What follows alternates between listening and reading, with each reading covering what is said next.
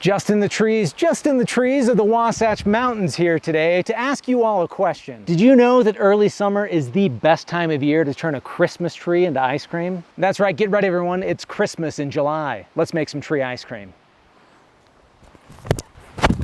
If you caught my YouTube short from a few weeks ago when I was still up in Montana, I made some pickled spruce tips, and a lot of you wisely requested that I also turn those spruce tips into ice cream. So let's get to wandering, see if we can't find us some tasty spruce tips, and let's get some spruce tip ice cream going.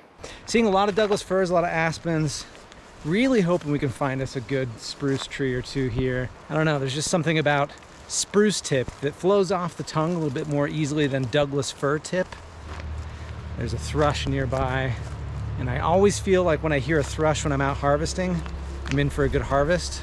There's just something about their echoey, sonorous song that makes me feel fortunate. I think I see, oh yeah, we got a good tall one here. Here we go. And these are a couple of spruce trees. Let's set up the big camera and see how it tastes.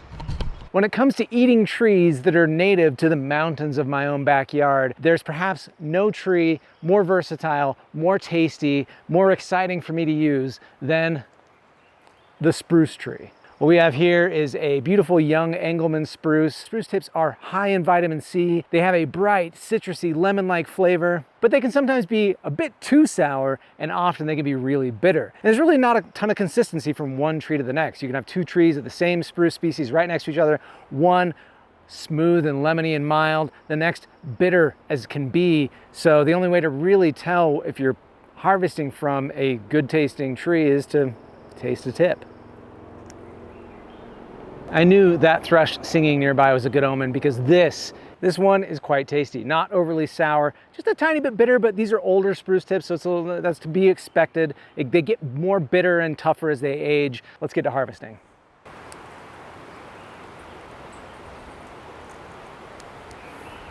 All right, so when it comes to harvesting spruce tips, there's just a few things to keep in mind when it comes to the health and prosperity of the tree. They do have a lot of these to give out, but you don't want to over-harvest, and you always want to make sure to harvest responsibly. Rule number one, always thank the tree for its gift. Thank you, spruce tree, for your gifts. Hope you have a good summer. Hope that it doesn't get too hot and too dry, and hope you have a nice winter too. Hope the critters treat you well. And yeah, thanks again. You taste excellent, and for that, I am grateful. I think that if nothing else, practicing gratitude for the things that the living world offers to us daily is just a good habit to get into. And I like to think that it helps the final product we're making just taste a little bit better. Step number two, never harvest too much from any one particular tree. For spruce tips in particular, step number three is quite important. Because these represent the future growth of this tree, you just want to be careful about where you're harvesting from. You'll notice a pretty similar growth pattern on most spruce trees. At the end of each individual branch, you'll typically have about 3 tips growing this way. What you want to avoid is harvesting the end tip right here. That would essentially terminate the growth of this particular limb. Instead, focus on these offshoots on the side. And I'm not going to take both of these, I'll take one here and then move somewhere else on the tree. Coming down here, let's take this one there, this one here. The number one no-no spot is right up here at the very tip top of the tree. If I were to pluck this top piece, we're effectively halting the growth of this main central trunk. So it's best to just leave this top cluster completely alone. Again, there are just so many other places to harvest from the tree. So to ensure that this delicious spruce tree remains available for us next year and the year after that, and for my kids and their kids to harvest and enjoy, let's leave this alone.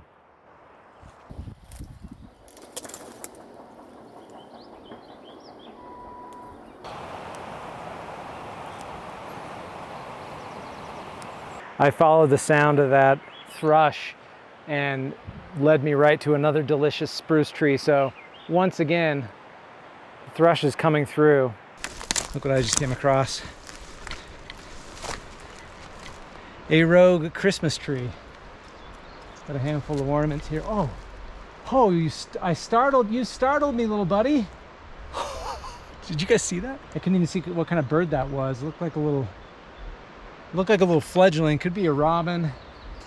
But that scared me half to death. Merry Christmas. Look at this big, beautiful specimen. This is a large, mature Engelmann spruce. It's fun to kind of see these intermixed with the smaller ones that we can harvest from. This gigantic beauty. I love a big, mature spruce tree, this flaky bark here. In fact, this actually smells quite interesting. It almost has like a honey-like scent to the resin, the resinousness of it all. These mosquitoes are driving me crazy. Yeah, actually gonna harvest a little bit of the bark as well, and maybe we'll kind of do spruce needle plus spruce bark, kind of serve them together. Sounds like an interesting experience. Why not give it a shot?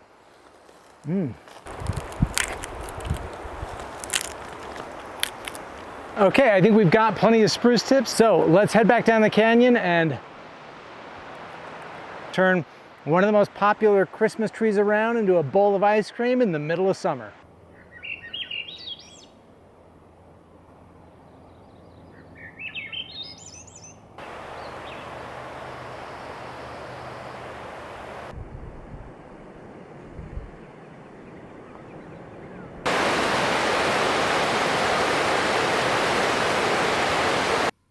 All right, let's get to ice cream making. First, combining granulated sugar with some powdered milk, and then into a separate pot goes some heavy cream, milk, and corn syrup, which we're gonna whisk over medium-high heat until it comes to a boil, upon which drop that heat, add the sugar and powdered milk mixture, cook that while whisking for a couple of minutes, and then we're gonna pour it all into a bowl, which we'll seat into an ice bath to cool off. And now we get to add our spruce tips. And I like how this is already turning into like a really fun-looking bowl of cereal. So I've tried a few different methods to make spruce tip ice cream over the years, and infusing the tips into cream over heat actually changes the flavor of the tips quite a bit. I don't like it as much. So I found that letting the base cool completely and blending the tips right into it works best. This is also a method recommended by forager chef Alan Burgo as well. And I've really found that a high-powered blender helps a lot here, by the way. My old blender couldn't incorporate nearly as well. I mean, look, we're getting this lovely shade of green here. Oh, and I also added a bit of xanthan gum as a binder since we're going sans egg for this recipe. Now, after straining, this will go into the fridge to rest overnight, and I've been thinking more about that spruce bark that we harvested earlier. It really does have an almost honey-like scent to it, and that got me to thinking that with the mild, almost citrus-like undertone of spruce tips, that some graham cracker bits might pair with it quite nicely, kind of like a key lime pie type deal. So I'm going to attempt to make a spruce bark syrup here, hot extracting by just combining the bark and water over heat, after which just straining and adding equal weight sugar and boiling until sufficiently reduced into a syrupy consistency. And you know what? This looks really lovely, but I really don't know what to expect, so before we bake with it, let's do a quick taste test.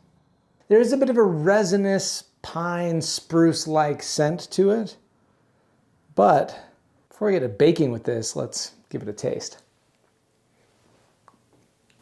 Oh, interesting. That's weird. This does taste really good. I mean, it's obviously very sweet. It's a syrup. There's a lot of sugar in this. You do get some flavors in here, but I gotta say, something weird I'm noticing is it is making my tongue go a little bit numb. You know, like a sore throat lozenge that you get that makes your mouth just go a tiny bit tingly numb? And you know, I don't think that would translate into graham crackers. If I were to use this in graham crackers, that they would make your mouth go numb. But I want to test a different method of extracting, because if I'm being honest, this method was kind of a pain. It was really messy. I had to use isopropyl alcohol to clean out the pots and strainer. Heat extraction method just pulls a lot more volatile compounds out of this. This is not toxic. I'm not worried about that. Yeah, I'm also getting a bit of that bitter tannic flavor in the back of the mouth, which makes sense. Heat is very good at extracting tannins. Water is going to always extract tannins regardless. I think perhaps if we do a cold extraction, we might get a mellower flavor, a mellower tasting experience, and my mouth won't go quite so numb. So lucky for us, I've got some more bark, so let's go test that out. For a cold extraction, the whole process is even simpler, just adding room temperature water to our jar of bark and gonna let this sit for about 24 hours. And it does look like this is working. We've got a nice color, some aroma, and we're avoiding all that sappy, sticky cleanup, so already more convenient than the hot extraction. Then once more, just add sugar, bring to a boil, and wait until it feels close to a syrupy consistency. And I forgot to film it, but a quick taste test confirmed that this did not make my tongue go numb, and it did have a really lovely resiny flavor to it that I think will work great for a graham cracker crumble. So straight to combining all-purpose and whole wheat flour along with some salt and baking soda. Set that aside and cream together some butter, brown sugar, and granulated sugar until light and fluffy, and then add that spruce bark syrup and cream some more. After which in goes the dry ingredients, mixing until combined, and then I'm going to roll this dough out between two pieces of parchment paper and freeze it directly on some baking sheets, after which we're going to poke some holes and cut these into pieces and bake those until golden brown around the edges. And there we have it, a crunchy spruce bark flavored graham cracker.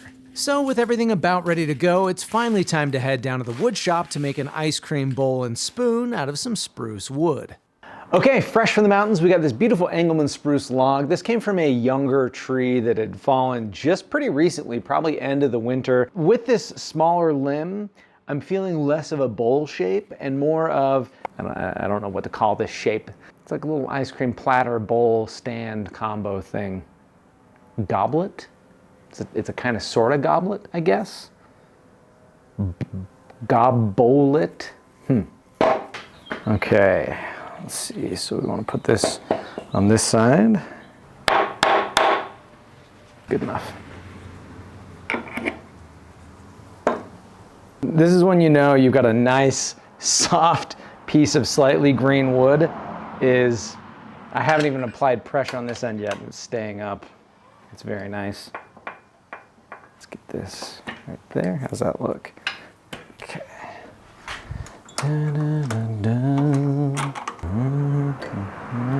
Like how there are little bits of moss still on here. And this crotch might give us something fun to look at.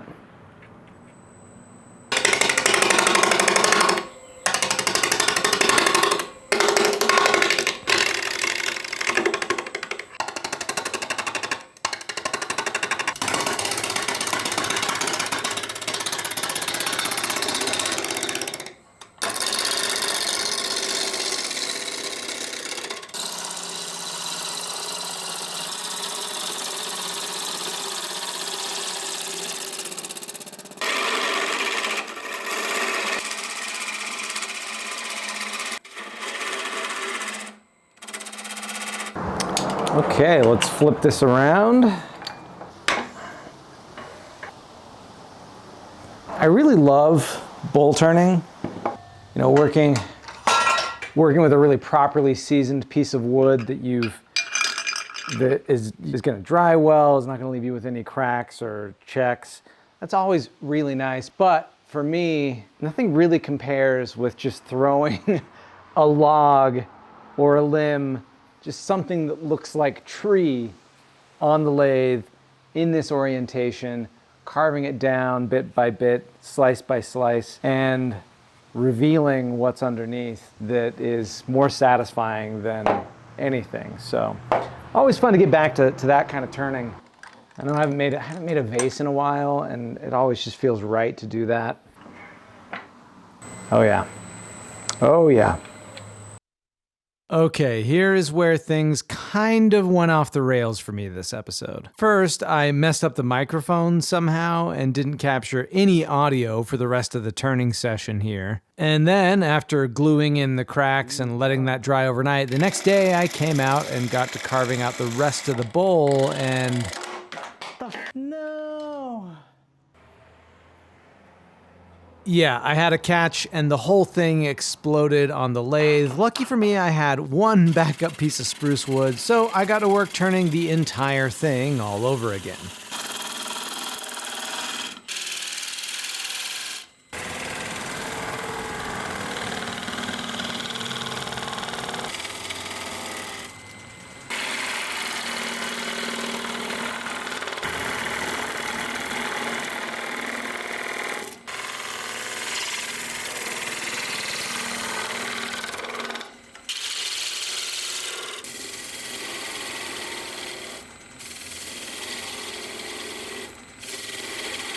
The upside, though, is this ended up being a much cooler looking piece of wood beneath the bark, as you'll soon see.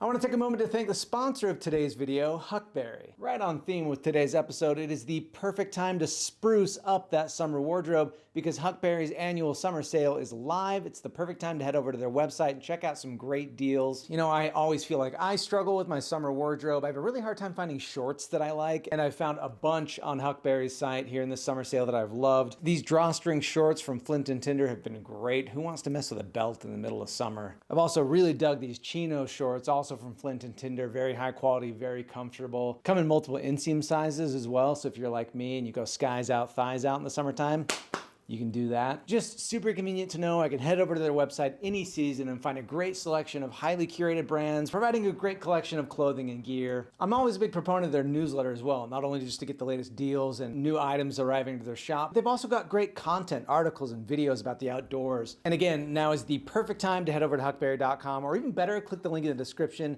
use my code, because their annual summer sale is live, so get yourself some great deals, refresh that summer wardrobe, and tell them Justin sent you. Let's get back to the lathe.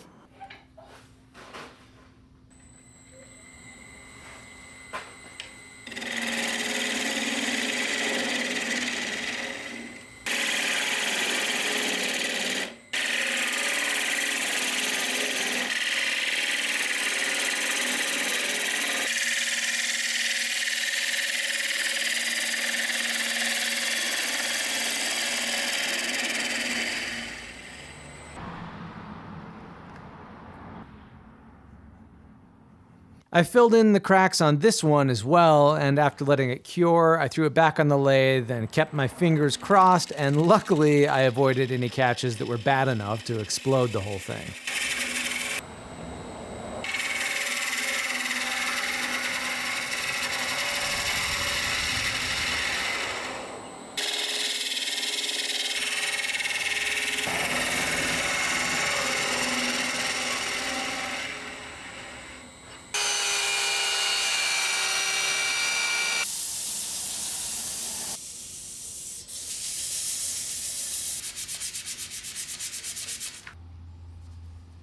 Now let's go ahead and add that oil, and oh boy, look at this. This is such a beautiful piece of wood. I want to let that oil sit to cure for at least a few hours, which means it's spoon time now, and I'm really winging this one.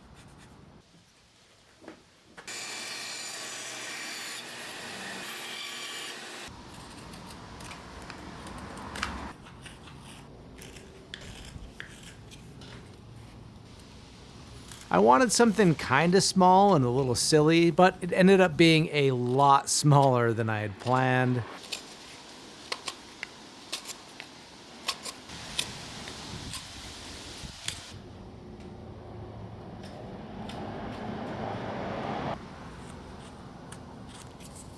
If I'm being completely honest, this is a spoon that I probably should have just started over and tried again, but after doing that with the bowl already, I was just ready to get this thing done and get to tasting that ice cream.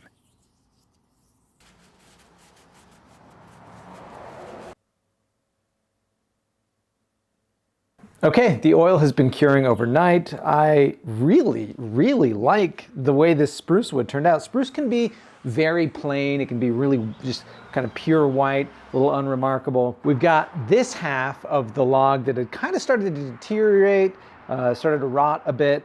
And as a result, we've got this stripe of almost like a golden brown. Right here, the rings in the grain have taken on this reddish hue. We did keep a bit of that crotch there. Some nice chatoyancy, if you will. This is beautiful. I'm very happy with how this turned out. So let's buff.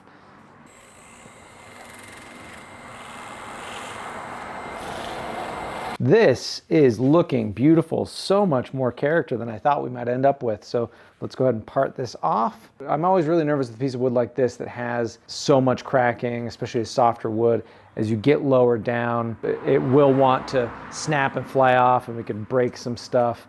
So I'll probably not cut that super deep and switch over to a saw on the earlier end here, especially with such a softer wood.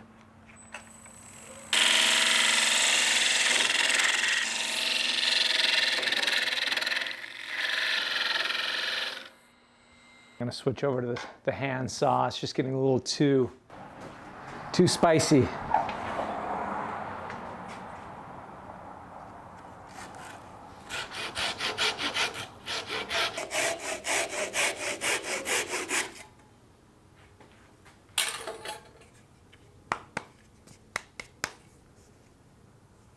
This is great.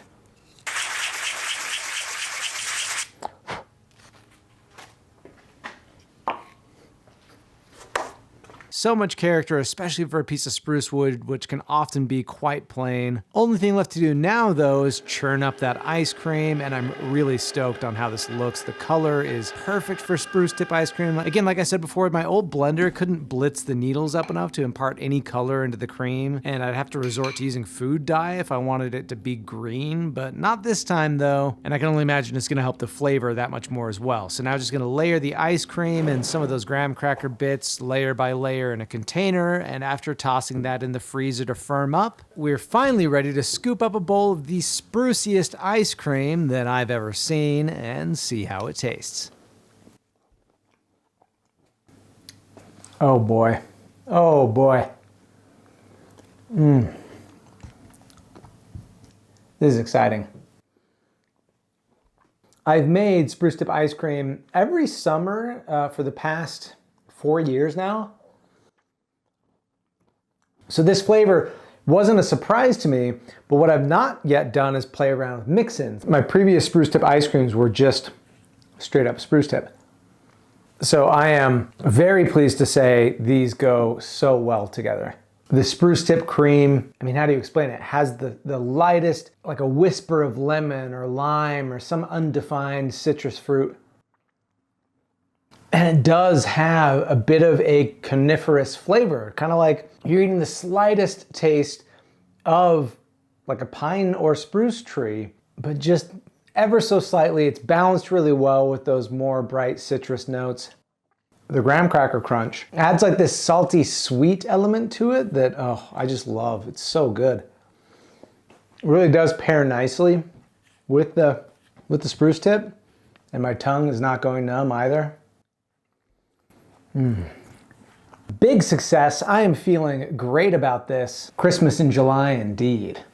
All right, time for Spruce to join our pantheon of ice cream bowls thus far. We're crowding ourselves out already. I feel like it slots in here between sassafras and oak. I would put it pretty close to on par with oak. I might say that's a bit of a tie. Ask me on any given day. There's gonna be a day where I'm more in the mood for a spruce tip, a day where I'm more in the mood for oak. This is a dynamite ice cream. I would recommend it to anyone at any time. And in the meantime, big thanks as always to all my patrons and members for helping to support this channel. Stay tuned. I've got some interesting ideas I'm working on, including a spiritual sequel to the sawdust bread video. And in the meantime, let me know, would you turn your Christmas tree into ice cream? And let me know what tree you want to see me turn into ice cream next.